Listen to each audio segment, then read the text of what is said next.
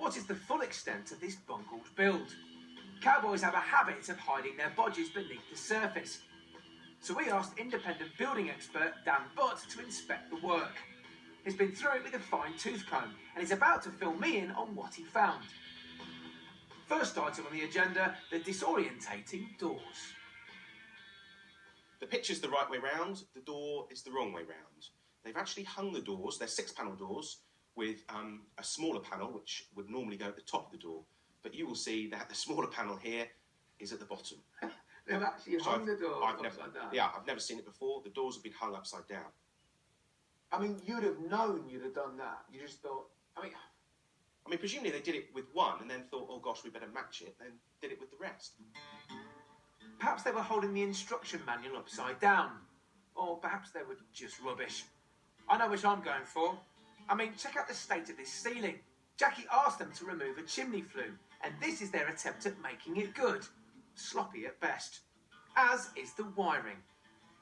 The surface-mounted conduits weren't fitted properly, and you can see there by the kitchen cupboards, there was just wiring exposed rather than being built in.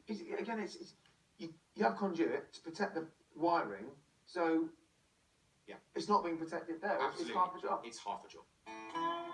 Jackie took some snaps of the state of her electrics when the Cowboys left, and to be frank, they defy belief.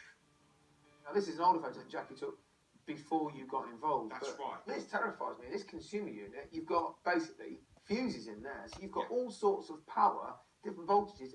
It's the main supply is coming in, and from there it should be distributed out safely, and that clearly is not, in my view, safe. And it's not safe in my view either. Unbelievably amateurish. And the boiler housing was so badly fitted, it had to be condemned. Plus, this rank awful wallpapering should be condemned too. They've put lining paper up and used the inappropriate adhesive, and it's all coming down. That will all need stripping off and starting again.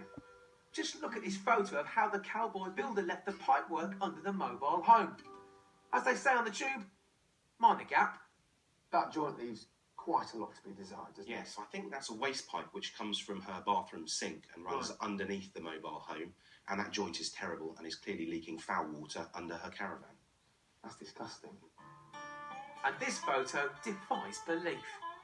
That's a little bit of the outside coming inside, isn't it? That's a soil pipe, so that's taking the foul water from the toilet, and that is supported on a flower pot.